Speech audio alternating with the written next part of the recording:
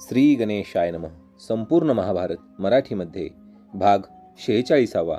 अश्वसेना, तुझा मृत्यूच व्हायला हवा होता. तुला इंद्राने वाचवले. तू माझ्याशी कपट केलेत. तुझा वंश वाढणार नाही हे निश्चित. अर्जुन म्हणाला, जाऊ दे रे, आता एकदा शाप दिलास ना, त्याची आता उपेक्षा कर. या पक्ष्यांना जन्म मंदपाल ऋषीपासून आहे, त्यामुळे ते वाचले. अग्नीने दया केली म्हणून वाचले. कृष्ण शुभ्र अश्वांवर हाताने थाप देत म्हणाला, अश्व फुरफुरले. हो, आणि तुम्ही दया दाखवली म्हणून मी हा तुमच्या पुढे अजून उभा आहे. मयासूर म्हणाला, मी चक्राने तुला मारणार होतो, पण ह्या अर्जुनाने तुला भय दिले, त्यांचा शब्द मी मानतो. कृष्ण म्हणाले, पण तुमचे एवढे मित्रप्रेम पाहून मला नवल वाटते. मय म्हणाला, कृष्णा, अर्जुनावर प्रेम शाश्वत असावे असा वर तू मागून घेतलास, याचेही नवल वाटते. मग त्या इंद्राने मला आणखी काय देण्यासारखे आहे? देव मोठे अहंकारी असतात. अर्जुन त्याचा अंशपुत्र. त्याची माझी मित्रता दृष्ट लागू नये. तिला कोणाची, इंद्राची, स्वतःची सुद्धा. कृष्णाने मयासुराला विश्वासात घेत म्हटले, जलक्रीडा वनविहार आता संपलाच आहे. आपली माणसे तर केव्हाच नगरीत गेली आहेत. चला थोडा वेळ यमुनेच्या तीरावर बसूया. अर्जुन दोघांना म्हणाला. यमुना नदीच्या प्रवाहाजवळच एक रम्य स्थानी ते तिघे गेले. दूरवर खांडव वन नष्ट झाले होते. त्या पलीकडचे देखावे स्पष्ट दिसत होते. भूमीवर भस्माच्या राशी पडल्या होत्या. शून्यता संध्याकाळ बरोबरच येत होती. ऋषीजनांना उद्देशून सौती म्हणाले, वंदनीय ऋषीवर्य हो, व्यासांनी रचलेल्या महाभारत कथेचे आदी पर्व येथे संपले आहे. आता पुढील पर्व सभा पर्व आहे. वैंश पायनांनी ही कथा जन्मेजयाला सांगितली. हो हो, आणि तुम्ही ती अशी खुलवून सांगता की उठूच नयेसे वाटते. शौनक म्हणाले, पण तरी सायंकाळ झाली म्हणून आज थांबूया. सौतींनी हसत हसत म्हटले. शौनकांसह सर्वजण उठले. सौती व शौनक अगदी बरोबरीने निवासस्थानी गेले. एक ऋषिकुमार दुसऱ्याला म्हणाले, पांडव व कौरव वेगळी राज्य करू लागले म्हणजे भांडण नको नाही का? दुसरा म्हणाला, पण पुढे एवढे युद्ध झाले ते कशामुळे? उद्यापासूनच पुढे सांगतीलच म्हणले सौती. पण उत्कंठा मात्र लागून राहिली आहे. पहिला म्हणाला, तू रात्री नीच. अरे, ह्या अद्भुत गोष्टींचा फार विचार करत बसू नको, नाहीतर स्वप्नात पाहशील राक्षस वनवा, वाघ इंद्र, ऐरावत. तेव्हा आपले मन शांत कर. काय रे, त्या अस्तिकाने सर्पभयापासून सुरक्षित राहण्यासाठी मंत्र सांगितला होता ना? हो, माझ्या लक्षात आहे. असे म्हणत म्हणत ते दोघे आश्रमाकडे गेले. कथाकथनाचे स्थान रिक्त होऊन राहिले. तर श्रोतेहो, अशा प्रकारे आपण महाभारतातील 17 पर्वांपैकी एक आदी पर्व हे पाहिले आहे. आणि इथे आपले आदी पर्वचे सगळे जे प्रकरण होते ते संपलेले आहेत. 18 पर्व एकूण असणार आहेत. त्यामधले आदी पर्व संपलेले आहे. आदी पर्व जे आहे त्यामध्ये देखील आपण पाहिले की 17 प्रकरणं होती एका पर्वामध्ये. आदी पर्वात आपण ते 17 प्रकरणं ही पाहिलेले आहेत. आता आपण जे पाहणार आहोत दुसरे पर्व ते म्हणजे सभा पर्व. यामध्ये एकूण आपण 6 प्रकरणं पाहणार आहोत. त्यामध्ये मय सभा, जरासंधाचा वध, राजसूय यज्ञ, या चेष्टेचा सूड घेईल, फाशांचा फास आवळला आणि कृष्णा कृष्णा धाव धाव, असे हे 6 प्रकरणं असणार आहेत. त्यानंतर आपण पाहणार आहोत तिसरे पर्व वन पर्व. त्यानंतर विराट पर्व, उद्योग पर्व, भीष्म पर्व, द्रोण पर्व, कर्ण पर्व, शल्य पर्व, सौप्तिक पर्व, स्त्री पर्व, शांती पर्व, अनुशासन पर्व, अश्वमेधिक पर्व, आश्रमवासिक पर्व, मौसल पर्व, महाप्रस्थानिक पर्व आणि स्वर्गारोहण पर्व, असे हे एकूण 18 पर्व असणार आहेत. त्यातील आपले पहिले पर्व आदी पर्व झालेले आहे. चॅनलवर जर कोणी नवीन असेल तर त्यांनी ही जी पर्व आहेत याविषयीची माहिती आपल्यासाठी अतिशय उपयुक्त असणार आहे. एकूण जसे मी तुम्हाला सांगितले की 400 ते 500 हे भाग होणार आहेत. यामध्ये आपण सर्व अगदी खोलात अभ्यास करणार आहोत महाभारताचा, जेणेकरून आपल्याला महाभारताविषयी कोणतेही प्रश्न आपल्या मनात उरणार नाहीत.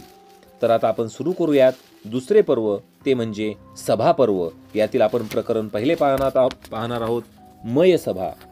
दुसऱ्या दिवशी जेव्हा सौती कथा सांगू लागले तेव्हा सभेत आधीपासूनच चर्चा चालली होती. निरनिराळे गट करून ऋषी, त्यांचे शिष्य, पांडवांच्या उत्पत्तीतला अद्भुत भाग, कौरवांच्या उत्पत्तीतला अगम्य शास्त्रीय भाग, द्रोण व अश्वत्थामा यांचे दारिद्र्य, कृष्णार्जुनांचे सख्य, या व अशा पुष्कळ गोष्टी बोलत होते. सौती आलेले पाहताच सर्वजण त्यांच्याकडे तोंड करून स्वस्थ बसले व ऐकू लागले. श्रोतेजन हो, यमुनेच्या तीराजवळ तिघे बसले होते ते कोण? सौतीने प्रश्न केला. कृष्ण, अर्जुन व मयासूर, एकनिकटवर्ती तरुण उत्तरला. आता ऐका, सौती म्हणाले. मयासूर अर्जुनाला म्हणाला की, कौंतेया, तुझे माझ्यावरचे उपकार मी कसे फेडू? जीवदान म्हणजे तर सर्वात मोठा उपकार.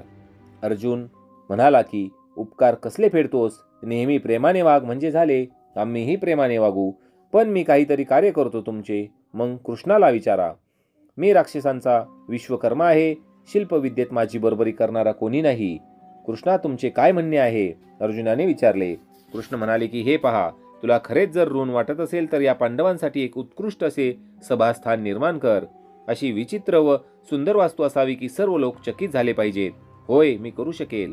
पहा त्या सभास्थानी दृष्टीभ्रमाची अशी काही सुंदर योजना कर की चालणारे पाहणारे फसले पाहिजेत. अप्रतिम, तुझे नाव अजरामर झाले पाहिजे. ठीक आहे, मी हे कार्य नक्की करून देईल. आणखी काही वेळ गोष्टी बोलून ते इंद्रप्रस्थाला परत आले. अर्जुन धर्मराजाला म्हणाला, दादा, अग्नीकडून रथ, धनुष्य, बाण, भाते, अश्व एवढे मिळाले.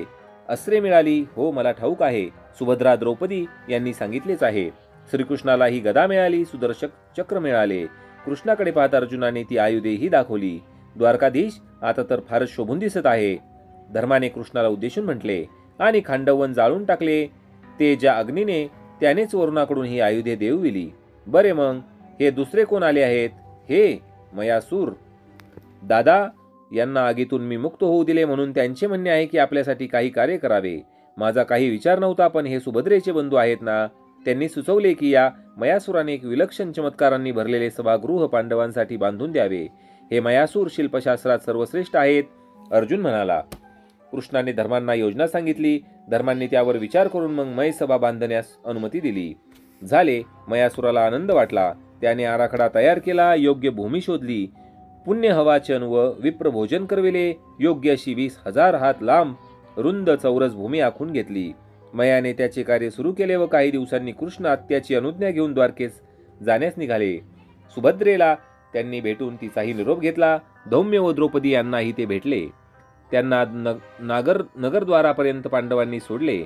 साश्रुनयनांनी सर्वांचे नमस्कार झाले. दिव्य रथात बसून कृष्ण दूर गेले. दारुक त्यांचा सारथी, शार्ग, धनुष्य, सुदर्शन चक्र, कौमोदकी गदा, नंदक खग व शैब्य व सुग्रीव हे रथाचे घोडे. धर्माने तर रथावर बसून थोड्या वेळ दारुकाला बाजूस बसून कृष्णाचे सारथ्य केले. एकमेकांचा विरह होणार म्हणून त्यांना गहिवरून आले होते. निरुपयानेच पांडव परत इंद्रप्रस्थाकडे वळले. द्वारकेत कृष्णांचा रथ तीव्र गतीने गेला. पांडवांना मात्र तो गेल्यानंतर चैन पडेनासे झाले. मी लवकरच परत येईल, माझे मनही इथेच घुटमळते आहे, असे कितीदा तरी त्यांनी जाता जाता सांगितले होते. त्यांच्या मधुर स्वभावाने, सुज्ञ विचारांनी, प्रेमशक्तीने ते पांडवांचा जीव की प्राण झाले होते. त्यांच्याच आठवणी काढत पांडवांनी मय सभेचे बांधकाम वारंवार पाहिले. आश्चर्यकारक रचना झाली होती, अजून होत होती. मयासुराने आपले कार्य अर्धे झाल्यावर बिंदू सरोवराकडे गमन केले. तेथून त्यांनी वृषपर्व राजाच्या महलासाठी पूर्वी जमवलेली रंगाधिक सामग्री व सुवर्णरत्न, इतर मौल्यवान व भ्रम उत्पादक सामग्री आणली. आणि नंतर जे सभास्थान त्यांनी निर्माण केले त्यात डोळ्यांना फसवतील अशा अनेक मायावी रचना केल्या. जिथे मार्ग आहे वाटे तिथे भिंत असे, जिथे पाणी आहे वाटे तिथे स्फटिक भूमी असे, जिथे वृक्ष भासमान होते तिथे खिडकी असे, जेथे माणूस उभा आहे असे वाटे तिथे पुतळाच असे. पण सरळ चालत जाईल म्हणून भूमीवरून चालावे तो धपकन पाण्यात पडायला येईल. पुष्यांची पाण्यावरील रचना अशी होती की हा गालीच्या उचलून गोंधळता येईल असे वाटे. आदर्श प्रतिबिंब अशी पडत की सभास्थानींचे स्तंभ न दिसल्यामुळे चालताना आपटलेले डोके धरून बसण्याची वेळ येईल. तर उर्वरित कथाश्रुती आपण पाहणार आहोत भाग 47 मध्ये. चॅनलवर नवीन असताल तर चॅनलला सबस्क्राईब करा. धन्यवाद.